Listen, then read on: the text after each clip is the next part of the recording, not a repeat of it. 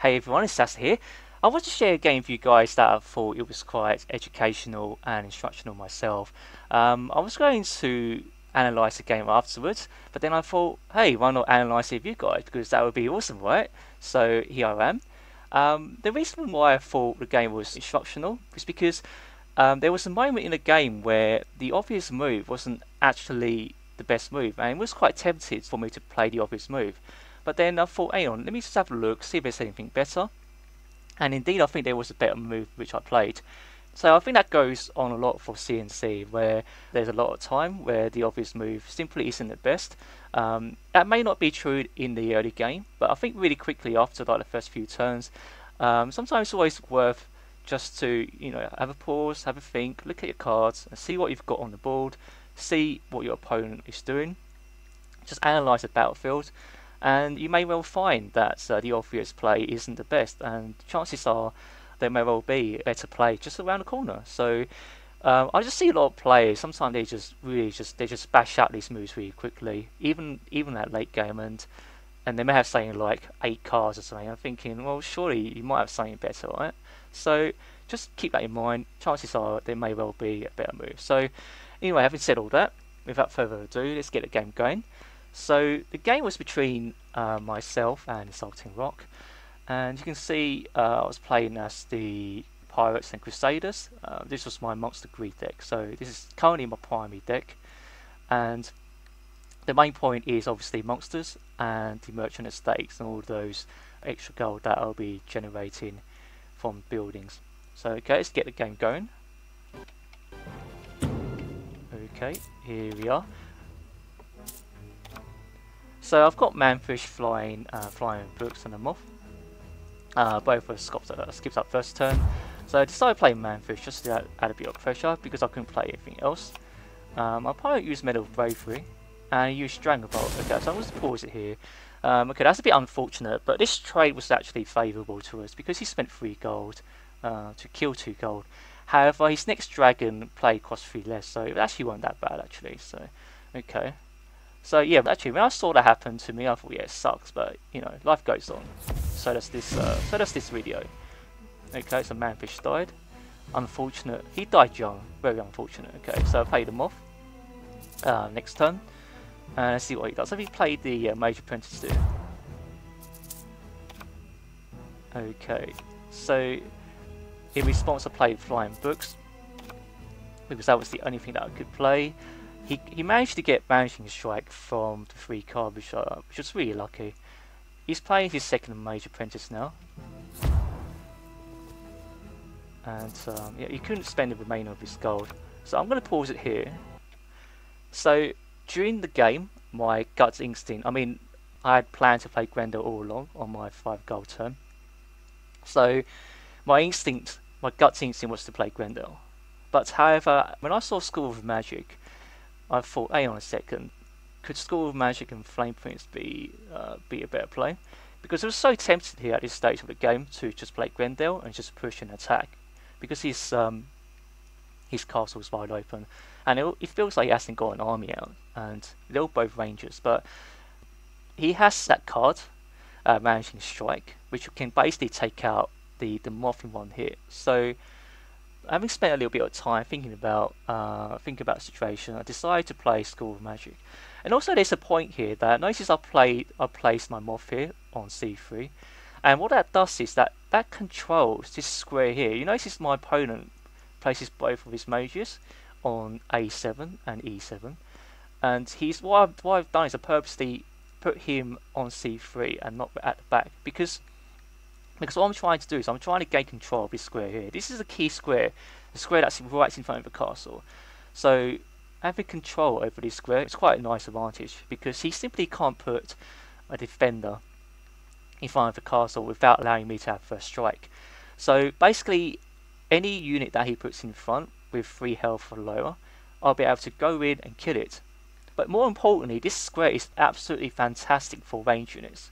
So that means Major Apprentice, but more so for units like Karasumi, and even more so for units like the Magmasaur and the Cannoneer.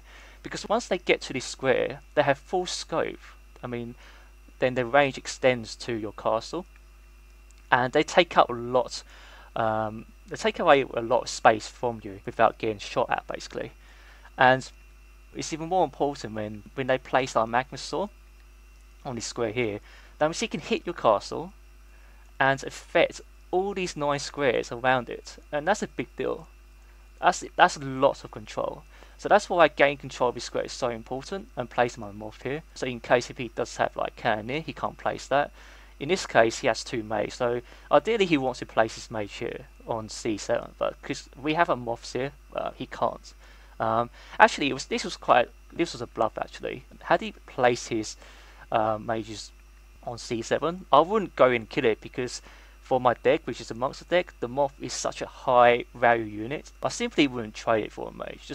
It was basically a bluff. So, but it worked out. So, yeah, yay me. So, okay, let's carry on going. So, yeah, so I played Flame Prince and School of Knowledge. So the Flame Prince is one of those units that you want to play as soon as possible and let it power us up. So he got Shadow Step there for his second card, which is fantastic. I'm going to stop it here. So this was a really good play, Frozen Storm, and there's 2 functions to this move. So the first one was obviously the kill of Flame Prince. So same with me, I want to play Flame Prince as soon as possible. My opponent, he wants to kill Flame Prince as soon as possible, because coming in game, Flame Prince can just grow out of control if you don't kill him quickly. So, and he managed to do that successfully. And the second point to playing Frozen Storm is that, let me just forward this a little bit. If you notice now, my entire army is frozen, it's all blue. And one of the key and staple of my deck, the Monster Greed deck, is this building here, School of Magic. And what that does is it allows me to use all of my gold by granting me cards. And it's really important for my opponent to try and kill my School of Magic as soon as possible, because my next turn could be a Merchant Estate, and as soon as I get both buildings set up, it's pretty much it's uphill struggle for him there. So what he wanted to do, he purposely froze my entire army. And if you notice, he placed one of his mage here on A6. So next turn, what he plans to do is he's planning to just budge up his mage two squares, and basically sack his mage and kill off our School of Magic. So that's his plan: to freeze my army and kill off this vital building in my play. And if you noticed in my deck, right, at the moment I can't actually stop him by killing off his unit. So the only way for me to kill him, not kill him, but the only way for me to stop his plan was to play Tyrannosaurus and then place him on B5. Because of his fear aura, I'll be able to push him back to I'll be able to push his mage back on A8. So you'll see that in a moment. So basically I had to protect my building, and he has to try and kill it. Now, I was going to say something else. I can't remember what else I was going to say. Yeah, it doesn't matter. Probably not important anyway. So okay, let's carry on. Let's resume. Okay, so funny enough, Merchant Estate does come along, and you can see I played Tyrannosaurus. Push his Major Apprentice. Yeah, that's what I was going to say. Is what it's done is this bought me more time, bought me an extra turn. Otherwise, he would have killed it on his next turn. So you can see his Mage's pushed back 2 squares, and he can't reach me. And when he played Yenneroth, I thought, okay, that really sucks. So he completely shut me down. He killed Tyrannosaurus, one of the most cost-effective 6 gold unit here. So I played books. I had to kill his Yenneroth for this, and the most effective way for me to do it, well, actually the only way for me to kill his Yenneroth was to play Flying Books and finish him off. And you can see my army was frozen again, and I think my opponent made a mistake. He should have moved his mages up 2 squares forward before playing Yenneroth, but yeah, okay, he didn't do that. So okay, let's resume the game. Play Merchant Estates. And okay, so at this one my opponent just buffed up his mage, so Bloodlust. So you can see that from C7 he attacked my castle and went back. I think he made a mistake here. I think he should have attacked my castle and finished off the moth, because again the moth is such a vital unit, key unit. And I think it was a mistake here for him to retreat, and I managed to punish him as well for it, as you will see. Well, you see this actually, Kraken. So he just invested all that gold onto his Major Apprentice. So I decided to play Kraken and finish him off. and he's back. He's trying to kill my school of magic, but no, he's not doing that. So here we're actually applying a lot of pressure, because basically he has to finish off our Kraken, because basically we're literally a square away from doing 7 damage to his castle. So now he's started doing all these shenanigans, right? He started doing all these tricks. So yeah. So vanishing strike, major princess again.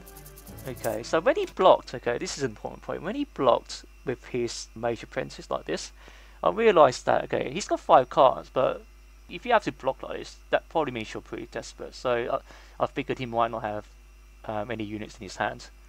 So from here I decided to just play aggressive and push. Even though it may not be the most efficient way to spend my gold, I'm going to push him here and just be on the offensive. So withdraw South Captain or Blacksmith. So okay, so before I saw those cards, it was very tempted, right? It was very tempted for me to play Murdoch and just place Murdoch on C4, but I didn't do that because what I realised is that I can actually do 7 damage to his castle now, and I don't want to risk him drawing his trump card next turn and be able to avoid that damage. So I realised I could potentially do 10 damage to his castle, so I decided to do a bit of gamble. So instead of playing Murdoch, which was probably the most efficient way to play his turn, playing Murdoch with Southport Captain, instead of doing that, I decided to play Southport Captain with Arbiter's Return. Even though my castle only has 9 hit points, that's a considerable amount of overheal, but what I saw was that if his ability landed on his castle, I can do up to 10 damage on his castle, and if that happens, that basically means game, because I notice he's not Crusaders, and chances are he doesn't have any heals. So, okay, let's see that in action. Go and pause the game. Okay, Arbiter's Return, and I got lucky out, and his hammer does land in his castle, so I killed off his mage. And then my Kraken came in and done a nice 7 damage to his castle. Ouchie, right? Wow, we just done 10 damage to his castle, just like that. And pretty much from there on, it's too much game. He's done really well to prevent me from finishing off the game. So what he's done is he bought himself some time. Again, he froze my entire army. You can see he's got a lot of threats here from my books, and also from these 2 guys here. So he needs to stop all that, and he managed to do that turn. Okay, let me just get rid of all this green stuff. Okay, zoom. Okay, so right now I was pretty confident that the game was in the bag. So now I play Murdoch, and so the threats just mounting up. It's quite overwhelming. We've got a Moth, we've got the Murdoch, and also we've got range. We've got the pirates. So these 2 guys are within the range of his castle, and also this guy here is within range of the square in front. So it would have been really difficult for him to parry. And on top of all that, we've got murder. So even if he starts placing defenders in one of the castles, we can just remove his defenders and win the game. So yeah, that was the plan. And my opponent, I don't think my opponent has any answer to it, and he decides to quit. So yeah, so anyway guys, I hope you guys enjoyed the game as much as I did, and found the game instructional and learned something from the game. Do leave me a feedback in the comment section below, because it is the first time I've done a video like this, so I don't know if you guys liked it or enjoyed it or not, or found it educational. If you did, do let me know, because I will be making more in the future. Anyway guys, that's it for now. Hope you guys enjoyed the video, and as always, thank you all for joining me, and I will see you guys next time. Bye bye.